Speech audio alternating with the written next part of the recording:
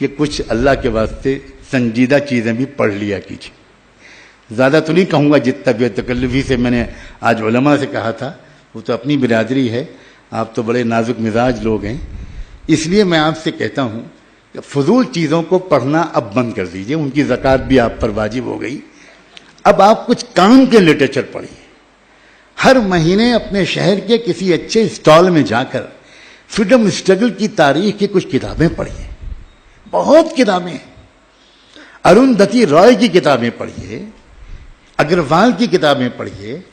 چوٹی کے مصنفین ہیں جنہوں نے ایک لفظ بھی اپنی طرف سے نہیں لکھا ہے.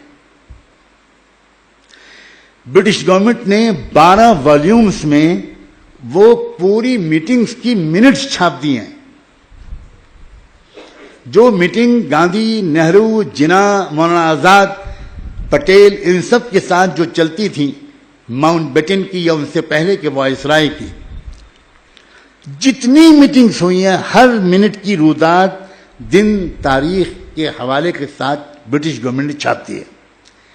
یہاں تک کہ جو خط و کتابت ہوتی تھی ان کے درمیان، جو کرسپونڈنس ہوتی تھی، جو کمیونیکیشن ہوتا تھا، جو بھی کچھ یہ لوگ ایک دوسرے کو لکھ کے بھیجتے تھے، وہ سارے خطوط کی چھوٹے سے چھوٹے نوٹس کی اس کی آفیشل اٹیسٹڈ کاپی وہ سب برٹش گورنمنٹ نے چھاپ دی ہے. اتنا شاندار ثبوت ہے وہ اس بات کا، آفیشیل ڈاکومنٹ ہے برٹش گورنمنٹ کا، جس کا ایک ایک پیج یہ ثابت کرتا ہے کہ ملک کی تقسیم کی 1% ذمہ داری بھی مسلم لیگ پر، مسلمانوں پر اور جناح پر نہیں تھی. وہ ڈاکومنٹ ثابت کرتا ہے، وہ ڈاکومنٹ ثابت کرتا ہے کہ نہرو، گاندھی اور پٹیل ان 3 لوگوں پر اس ملک کے بٹوارے کی ذمہ داری تھی. اور آپ نے تو یہ سنا ہوگا کہ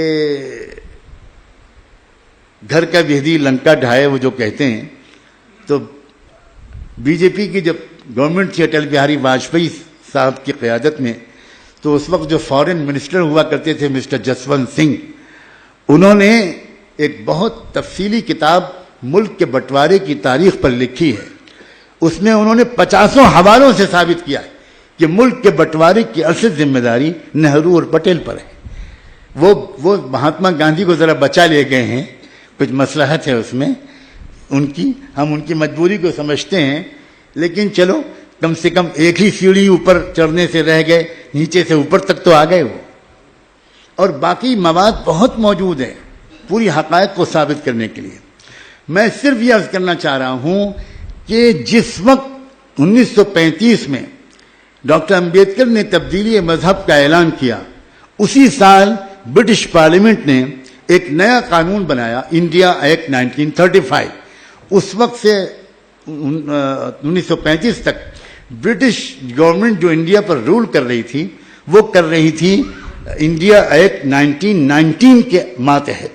پھر انہوں نے ایک نیا ایکٹ بنایا 1935، انڈیا ایکٹ 1935.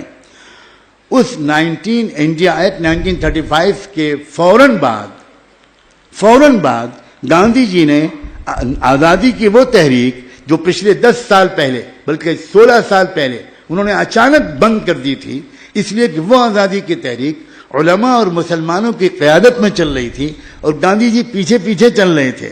لیکن 16 سال تک اچانک آزادی کی تحریک کو موقوف کر دیا گاندھی جی نے کسی کے مشورے کے بغیر. اور 1935 میں جب وہ برٹش پارلیمنٹ نے وہ ایکٹ پاس کیا، اس کے فوراً بعد گاندھی جی نے ایک نئے سرے سے ملک میں آزادی کی تحریک شروع کروا دی.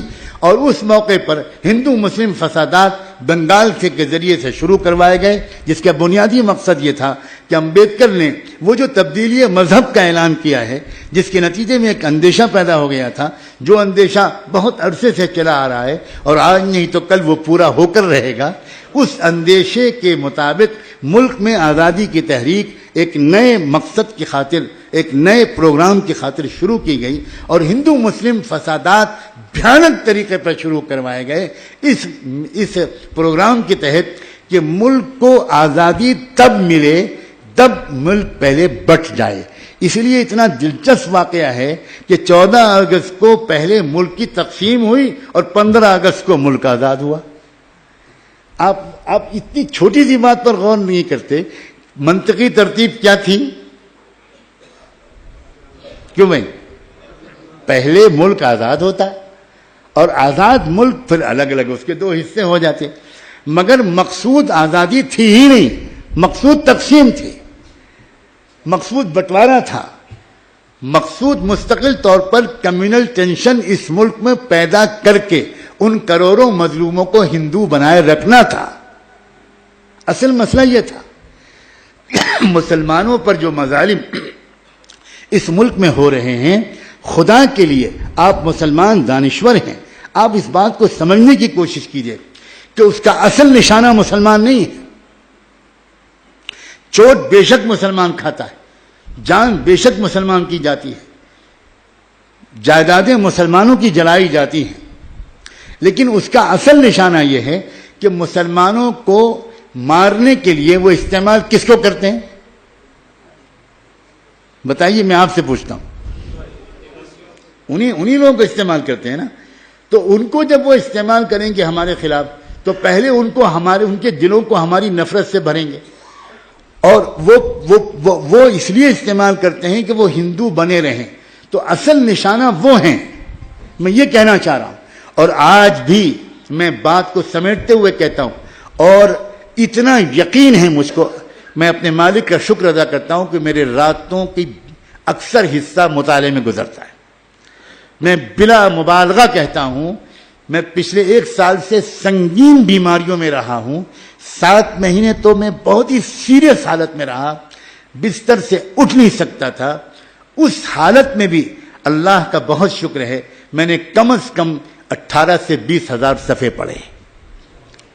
مجھے بہت شکایت ہے اپنی قوم سے، اور میرا بس چلے تو میں کیا گریبان پکڑوں کہ تم کو پڑھنے کے ذوق سے کس نے محروم کیا؟ نہ علماء پڑھتے ہیں، نہ دانشور پڑھتے ہیں، نہ لائرز پڑھتے ہیں، نہ انٹلیکچوئلز پڑھتے ہیں، نہ ڈاکٹرز پڑھتے ہیں، نہ انجینئرز پڑھتے ہیں، نہ مرد پڑھتے ہیں، نہ عورتیں پڑھتی ہیں۔ ہر وقت موبائل دیکھتے رہتے ہیں، ہر وقت انٹرنیٹ سے کھیلتے رہتے ہیں۔ جو قوم پڑھے گی نہیں، جس قوم کے پاس نالج کا ذخیرہ نہیں ہوگا، جس قوم کے پاس ایک کریٹیکل اسٹڈی، کریٹیکل انالائسس، ایک تنقیدی تجزیے کا ذوق نہیں ہوگا، وہ قوم کیا خبروں میں سے غلط اور صحیح کا انتخاب کر پائے گی؟ بالکل نہیں کر سکتے۔ آپ 1000 بد دعا دیتے رہے آر ایس ایس والوں کو۔ میں آر ایس ایس والوں کے کیمپوں میں گیا ہوں، اور میں ان میں سے بہت سے لوگوں کو ذاتی طور پر جانتا ہوں، بہت پڑھنے والے لوگ ہیں، بہت مطالعہ کرتے ہیں۔ اسی طرح آر ایس ایس کی لابی کے خلاف اس ملک میں جو ایمبٹ موومنٹ چل رہی ہیں، جو مظلوموں کی تحریکیں چل رہی ہیں، انہوں نے بھی اپنے کیڈر اور چھوٹے سے چھوٹے کاریہ کے اندر بھی لٹریچر کے پڑھنے کا ایک شوق پیدا کر دیا۔ نہیں پڑھتے اگر کون؟ تو مسلمان نہیں پڑھتے۔ آج کم سے کم آپ ایک مسافر سے اتنا وعدہ کر سکتے کہ سنجیدہ مطالعہ شروع کریں۔